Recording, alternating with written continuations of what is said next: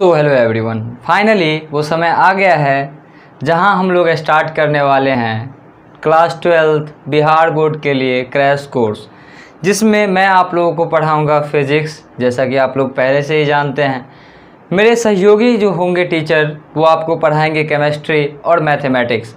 ठीक है, तो जब उनका लेक्चर आएगा तब आप उनसे परिचित हो जाना। उसमें अभी समय है, 1-2 दिन लगेगा। फिर आपको केमिस्ट्री और मैथमेटिक्स का भी लेक्चर रेगुलरली मिलने लगेगा। ठीक है, सो आज स्टार्ट करने से पहले मैं थोड़ा सा बातें कर लूँ आप लोगों से खुल के। ये जो कोर्स चलेगा हम लोगों का, जिसको मैंने बोला है crash course for 12th Bihar board, ठीक है, 2021 के लिए, इसमें हम लोग पूरा सिलेबस कवर नहीं करेंगे। अगर आपको पूरा सिलेबस पढ़ना है तो आप बहुत सारे ऐसे टीचर हैं जिनका लेक्चर पढ़ा हुआ है यूट्यूब पे, आप जाए, फाउंडेशन का लेक्चर है, उनके लेक्चर को करें। ठीक है, अगर आपको शॉर्टकट वे में पढ़ना है कि कम समय है, सिलेबस कवर करना है, ठीक है, अच्छे मार्क्स भी स्कोर करना है, तो आप इस कोर्स को फॉलो कर सकते हैं। अगर आप पूरा सिलेबस पढ़ना चाहते हैं तो ये कोर्स बिल्कुल भी आपके लिए नहीं। ठीक है, ये कुछ बातें थी। इसमें वही पढ़ाया जाएगा जो पूछा जाता है, जो नहीं पूछा जाता वो बखूबी छोड़ दिया जाएगा। ठीक है, और गारंटेड नहीं होगा कि आएगा ही, जो जिस पे संभावना रहता है मैक्सिमम, हाँ ये मेन टॉपिक है, ऐसा पूछा जाता है, ऐसा ट्रेंड है, तो वो पढ़ा दिया जाएगा। ठीक है, चलिए, वो एक अनुभव के साथ होगा, इसके लिए आप लोगों को टेंशन बिल्कुल भी नहीं लेना है। फिलहाल हम लोग स्टार्ट करते हैं आज ऑप्टिक्स। क्या स्टार्ट करते हैं? ऑप्टिक्स। देखो, ऑप्टिक्स जो है इसको हिंदी में हम लोग प्रकाशिकी बोलते हैं। क्या बोलते हैं? प्रकाशिकी बोलते हैं। ये जो चैप्टर है ये बहुत ही बेहतरीन चैप्टर है। इससे लगभग 14 नंबर का क्वेश्चन बिहार बोर्ड पूछता है, रे ऑप्टिक्स और वेव ऑप्टिक्स से। ऑप्टिक्स जो होता है इसका 2 ब्रांच होता है, एक होता है रे ऑप्टिक्स, एकदम बिल्कुल ध्यान से समझना, हर एक चीज़ समझ में आएगा, और एक होता है वेव ऑप्टिक्स। क्या होता है? Wave optics. ठीक, रे ऑप्टिक्स को एक और नाम से हम लोग जानते हैं, जो नाम है ज्योमेट्रिकल ऑप्टिक्स। ज्योमेट्रिकल ऑप्टिक्स, ठीक है, और इसको एक और नाम से जानते हैं जिसका नाम है फिजिकल ऑप्टिक्स। क्या नाम? Physical optics. आगे लिख लेना ऑप्टिक्स। इसको हिंदी में हम लोग बोलते हैं किरण प्रकाशिकी। क्या बोलते हैं? किरण प्रकाशिकी।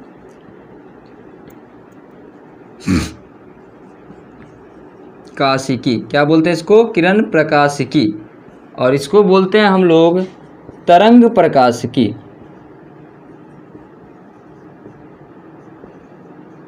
ये जो दोनों चीज़ आप देख रहे हैं, रे ऑप्टिक्स और वेव ऑप्टिक्स, इन दोनों को मिला करके आपको लगभग 14 नंबर का क्वेश्चन पूछा जाता है। ठीक है, इसमें पढ़ना है रिफ्लेक्शन के बारे में, रिफ्रैक्शन के बारे में, एंड देन हम लोग को पढ़ना होगा ह्यूमन आइज़ के बारे में और ऑप्टिकल इंस्ट्रूमेंट के बारे में, और वेव ऑप्टिक्स में बहुत सारा चीज़ पढ़ेंगे। रिफ्लेक्शन ऑफ लाइट से बहुत ही कम क्वेश्चन आते हैं, लेकिन जैसे भी क्वेश्चन आते हैं आपको बता दिया जाएगा। ठीक है, इसके लिए टेंशन नहीं लेना है। आपने सुना होगा लाइट के पास 2 कैरेक्टर होता है। लाइट जो होता है इसके पास 2 कैरेक्टर होता है, एक तो होता है पार्टिकल और एक होता है वेव। इसके पास 2 नेचर होता है, एक होता है पार्टिकल नेचर और एक होता है वेव नेचर। मतलब लाइट कण भी है और वेग और तरंग भी है। क्या है? लाइट तरंग भी है और कण भी है। ये देखो, हर एक वैज्ञानिक का, हर एक साइंटिस्ट का अपना अपना ये स्टेटमेंट है कि ये पार्टिकल भी होगा और ये वेव भी होगा। बहुत सारा ऐसा कंट्रोवर्सी आया, एक साइंटिस्ट बोल रहे थे भैया हम बोलते हैं ये पार्टिकल है, भाई हम बोलते हैं ये तरंग है। तो एक ऐसे साइंटिस्ट है जिन्होंने बोल दिया ये तरंग भी है और ये कण भी है, और इसी के आधार पे हम लोग ये चैप्टर को पढ़ते हैं। फिलहाल ये क्रैश कोर्स है तो हम लोग बिल्कुल भी चर्चा नहीं करेंगे किसने बोला तरंग है, किसने बोला कण है। ठीक है, हमको बस मेन पॉइंट पढ़ना है। चलिए पढ़ते हैं। जब हम स्टडी करेंगे लाइट के पार्टिकल नेचर को, किसको? पार्टिकल नेचर को, तो हम बोलेंगे, हम लोग पढ़ रहे हैं रे ऑप्टिक्स। और जब हम लोग स्टडी करेंगे लाइट के वेव नेचर को, किसको? वेव नेचर को, तो हम लोग बोलेंगे स्टडी कर रहे हैं क्या? वेव ऑप्टिक्स या फिर फिजिकल ऑप्टिक्स। इसको हिंदी में तरंग प्रकाशिकी बोलते हैं, ठीक है, ऊपर लिखा हुआ है, ठीक है। ये चलिए इसको बोलते हैं क्या, तरंग प्रकृति, हिंदी में क्या बोलते हैं, तरंग प्रकृति, और इसको बोलते हैं कण प्रकृति। क्या बोलते हैं, कण प्रकृति। क्लियर है। जब हम लाइट के पार्टिकल नेचर की बात करेंगे तो हम बोलेंगे हम रे ऑप्टिक्स पढ़ रहे हैं, और जब हम लाइट के तरंग प्रकृति की बात करेंगे तो हम बोलेंगे हम वेव ऑप्टिक्स पढ़ रहे हैं। नेक्स्ट तो हम लोग का टॉपिक है वो है रिफ्लेक्शन ऑफ लाइट। हम लोग बिल्कुल भी चर्चा नहीं करेंगे लाइट क्या होता है, लाइट का कैरेक्टर क्या होता है, मतलब लाइट का गुण क्या होता है, ठीक है, किरण क्या होता है, किरण पुंज क्या होता है, समांतर किरण पुंज क्या होता है, अपसारी किरण पुंज क्या होता है और अभिसारी किरण पुंज क्या होता है। जो मेन पॉइंट है जहाँ से क्वेश्चन बनते हैं उसको डिस्कस करेंगे, और मेन पॉइंट जो आता है इसमें वो आता है रिफ्लेक्शन ऑफ लाइट, प्रकाश का परावर्तन। अब हम लोग देखते हैं प्रकाश का परावर्तन, उसके बाद समझेंगे प्रकाश के परावर्तन का नियम। इसको आप नोट डाउन कर ले, फिर मैं आपको वो समझा देता हूँ। चलिए, ऑप्टिक्स का ओवरव्यू आप लोगों को मिल गया। जब हम स्टडी करते हैं लाइट के पार्टिकल नेचर को तब हम बोलते हैं हम रे ऑप्टिक्स को पढ़ रहे हैं, और जब हम बोलते हैं लाइट के वेव नेचर को स्टडी करते हैं तब हम बोलते हैं हम वेव ऑप्टिक्स या फिर फिजिकल ऑप्टिक्स की स्टडी कर रहे हैं, ठीक है। मतलब जब लाइट कण होगा तो हम बोलेंगे रे ऑप्टिक्स पढ़ रहे हैं, और जब लाइट वेव होगा तो हम बोलेंगे हम तरंग प्रकाशिकी पढ़ रहे हैं, वेव ऑप्टिक्स पढ़ रहे हैं। क्लियर है। मैं बिल्कुल भी बात नहीं करूंगा लाइट क्या होता है, लाइट का प्रॉपर्टी क्या होता है, ठीक है, किरण पुंज क्या होते हैं, किरण क्या होते हैं, अपसारी होते हैं या फिर कुछ और भी होते हैं, ये सब बिल्कुल भी डिस्कस नहीं करूंगा। सीधे आते हैं पॉइंट पे जहाँ से क्वेश्चन बनते हैं। और प्रकाश का जो ये रिफ्लेक्शन होता है, प्रकाश का परावर्तन होता है, रिफ्लेक्शन ऑफ लाइट होता है, इससे बहुत ही कम क्वेश्चन पूछे जाने की संभावना होती है, और जो क्वेश्चन बनते हैं वो मैं आपको बता रहा हूँ यहाँ पे, ठीक है। इससे बाकी आपका जो हो गया रिफ्रैक्शन ऑफ लाइट, इससे बहुत ज़्यादा क्वेश्चन बनते हैं, ठीक है। या फिर आपका जो एक मानव नेत्र हो गया, ऑप्टिकल इंस्ट्रूमेंट हो गया, और वेव ऑप्टिक्स हो गया, वहाँ से क्वेश्चन बनते हैं। रिफ्लेक्शन ऑफ लाइट से ज़्यादा क्वेश्चन नहीं बनते। फिलहाल अब हम लोग देखते हैं क्या रिफ्लेक्शन ऑफ लाइट हो सकता है यहाँ से 2 नंबर का क्वेश्चन आ जाए। क्या पढ़ना है हम लोगों को, रिफ्लेक्शन ऑफ लाइट। क्या पढ़ना है, रिफ्लेक्शन ऑफ लाइट, मतलब प्रकाश का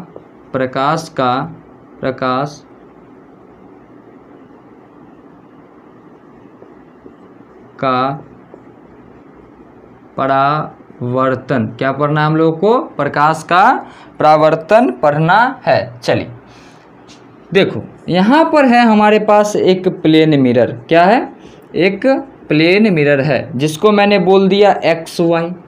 सर एक्स वाई क्या है, एक्स वाई हमारे पास एक प्लेन मिरर है। प्लेन मिरर क्या होता है, जिसका जो रिफ्लेक्टिंग सरफेस होता है वो प्लेन हो, मतलब परावर्तक सतह जो हो वो क्या हो, प्लेन हो। ये हमारे पास क्या, ये है हमारे पास प्लेन मिरर। इसको हिंदी में हम लोग बोलते हैं समतल दर्पण। क्या बोलते हैं, समतल दर्पण बोलते हैं। देखो यहाँ पर जब कोई लाइट, ठीक है, जब कोई लाइट एक प्लेन मिरर पर इंसिडेंट होता है और पुनः उसी माध्यम में लौट जाता है, तो इस घटना को हम लोग बोलते हैं रिफ्लेक्शन ऑफ लाइट, प्रकाश का परावर्तन।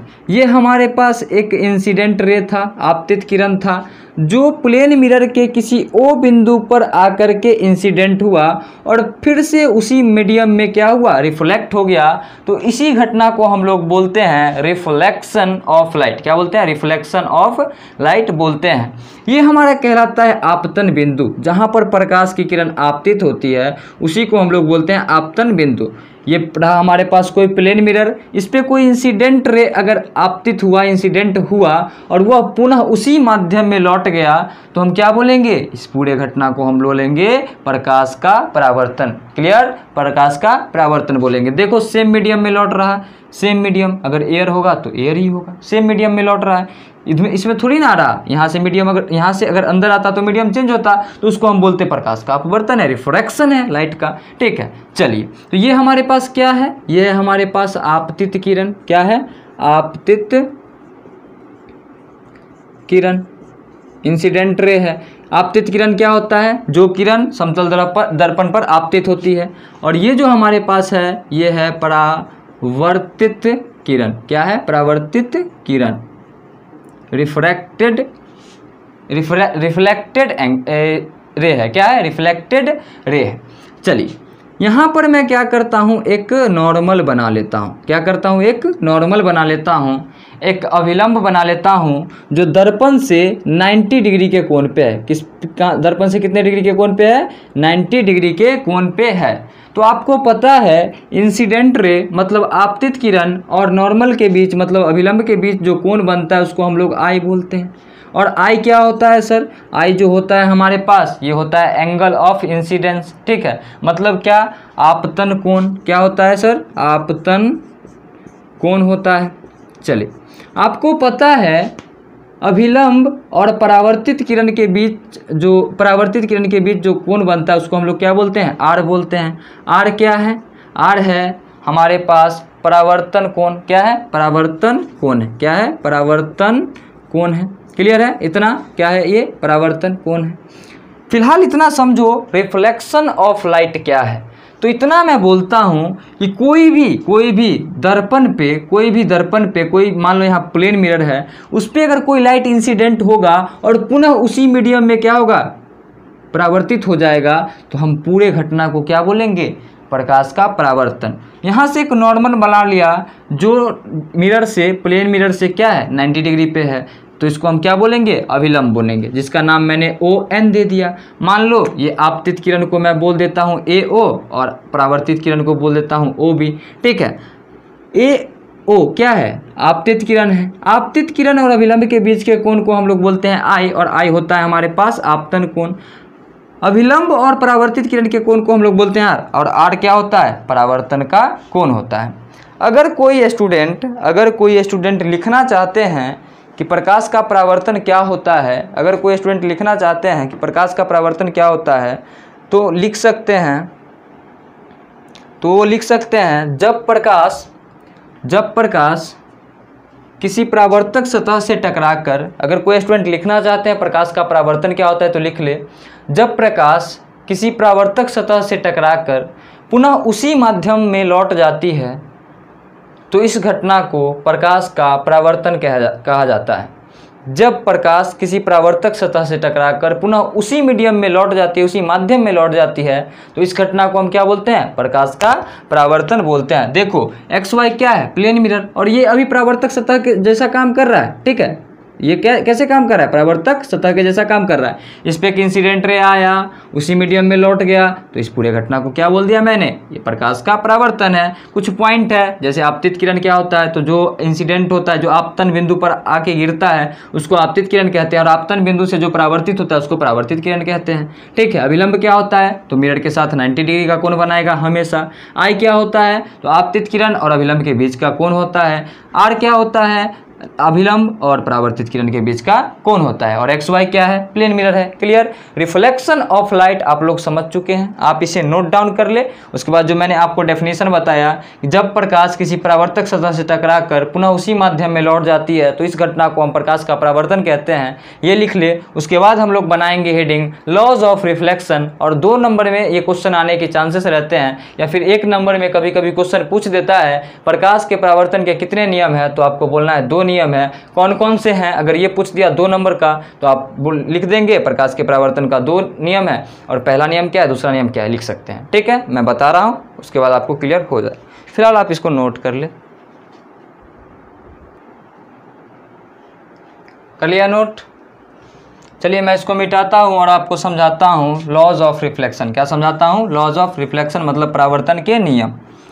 हेडिंग बनाइए, लॉज ऑफ रिफ्लेक्शन। क्या? लॉज ऑफ रिफ्लेक्शन, परावर्तन के नियम। परावर्तन के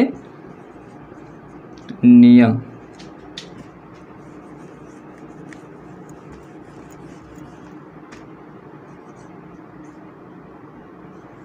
परावर्तन के नियम। देखो परावर्तन का 2 नियम होता है। एक तो होता है हमारे पास एक होता है आपतन कोण बराबर होता है परावर्तन कोण के। मतलब एंगल आई जो होगा वो बराबर होगा एंगल आर के। एंगल आई कैसा सर? तो एंगल आई ये जो यहीं पे बन रहा है, ठीक है, ये कैसा कोण है? ये आपतित किरण और अभिलंब के बीच का कोण है। एंगल आर कहाँ पे बन रहा है? यहाँ पे बन रहा है। दूसरा जो नियम होता है वो होता है आपतित किरण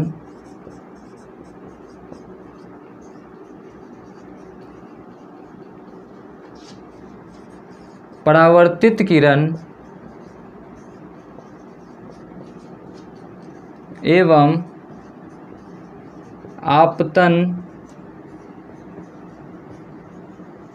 बिंदु पर डाला गया अभिलंब तीनों एक ही तल में होते हैं, तल में होते हैं, ठीक है। फर्स्ट लॉ क्या है? आपतन कोण बराबर होता है परावर्तन कोण के। ये आपको बिल्कुल समझने की जरूरत नहीं है, आप क्लास 10th में समझ चुके होंगे। फिलहाल यहाँ ध्यान दें, अगर ये 30 होगा, अगर ये 30 होगा तो ये भी होगा कितना? 30। अगर ये 40 होगा तो ये भी कितना होगा? 40। अगर ये 60 होगा तो ये भी कितना होगा? 60, ठीक है, क्लियर। चलिए फिलहाल यहाँ पर ध्यान दें, फिलहाल यहाँ पर ध्यान दें, क्या ध्यान देना है वो समझें। दूसरा लॉ जो है वो है आपतित किरण, परावर्तित किरण एवं आपतन बिंदु पर डाला गया अभिलंब तीनों एक ही तल में होता है, तीनों एक ही तल में होता है, ठीक है। देखो आपतित किरण कैसा? तो AO जो आप देख रहे हो ये है आपतित किरण। परावर्तित किरण कैसा? आप O भी जो देख रहे हो ये परावर्तित किरण। और आपतन बिंदु, मैंने बताया आपको O को क्या बोलेंगे? आपतन बिंदु बोलेंगे। आपतन बिंदु पर डाला गया अभिलंब कैसा? जो मिरर के साथ 90 डिग्री का कोण बनाता है उसको अभिलंब बोलते हैं, मतलब ON। ये तीनों जो होगा वो एक ही तल में होगा। जैसे मान लो ये हमारे पास कोई पेपर है, यहाँ ये क्या है? यहाँ क्या है? एक प्लेन मिरर है। ऐसे लाइट आया और ऐसे रिफ्लेक्ट हो गया और यहाँ पे मैंने क्या किया? इसके आपतन बिंदु पे अभिलंब डाल दिया जो इस प्लेन मिरर से 90 डिग्री के एंगल पे है। तो तीनों देखो यही प्लेन में होगा, तीनों यही प्लेन में होगा। इसीलिए बोला जाता है आपतित किरण, परावर्तित किरण और आपतन बिंदु पर डाला गया अभिलंब हमेशा एक ही तल में होता है, मतलब वो सिर्फ और सिर्फ एक ही प्लेन में होगा, कभी भी ये दो प्लेन में नहीं हो सकती। ये लॉज ऑफ रिफ्लेक्शन। तो ऐसा पूछ सकता है कि लॉज ऑफ रिफ्लेक्शन कितने होते हैं? तो 2 होते हैं। कौन कौन से होते हैं? 2 नंबर में क्वेश्चन पूछेगा तो आपको ऐसा लिख देना है। बोलेगा प्रकाश के परावर्तन के नियम को लिखे, ठीक है, तो लिख देना ऐसा, या फिर ऐसे बोल दे प्रकाश का परावर्तन क्या है इसके नियम सहित व्याख्या करें, तो आप पूरे लिख देंगे जैसा आपको मैंने पढ़ाया। क्लियर है? चलिए आज के लिए इतना ही रहने देते हैं। आई नो आज बहुत कम पढ़ाई हुआ है, सिर्फ और सिर्फ चैप्टर का ओवरव्यू मिला और रिफ्लेक्शन ऑफ लाइट पढ़े। कल के लेक्चर में हम लोग पढ़ेंगे ऑल अबाउट प्लेन मिरर। क्या? All about plane mirror. एक प्लेन मिरर से इमेज का फॉर्मेशन कैसे होता है, 2 प्लेन मिरर को अगर हम थीटा एंगल पे रख दे तो उससे इमेज फॉर्मेशन कैसे होता है, 2 प्लेन मिरर को हम थीटा एंगल पे रख दे तो उससे इमेज का फॉर्मेशन कैसे होता है, ऑड आता है तो कब ऑड आता है तो कैसे निकालते हैं, इवन आता है तो कैसे निकालते हैं, सिमेट्रिकल कंडीशन क्या होता है, एसिमेट्रिकल कंडीशन क्या होता है, फ्रैक्शन आता है तो कैसे निकालते हैं। एंड देन हम लोग देखेंगे वेलोसिटी ऑफ प्लेन मिरर। क्या? Velocity of plane mirror. कोई ऑब्जेक्ट प्लेन मिरर के सामने रखा हुआ है तो उसका वेलोसिटी क्या होगा। और उसके बाद हम लोग देखेंगे एक प्लेन मिरर को हम जब थीटा एंगल से रोटेट करेंगे तो रिफ्लेक्टेड रे जो होगा वो कैसे रोटेट होगा। ठीक है, अगर वीडियो अच्छा लगा होगा तो वीडियो को लाइक कर देना, एक लाइक से काफ़ी ज़्यादा मोटिवेशन मिलता है। और ये क्रैश कोर्स है तो जिन भी बच्चों को अच्छा लगेगा हमारे चैनल को ज्वाइन कर सकते हैं, दोस्तों को बता सकते हैं, बाकी आपकी मर्जी। अगर अच्छा लगे तो आपको जो करना है कीजिए, वो आपको बताइए, बताने की कोई ज़रूरत नहीं है।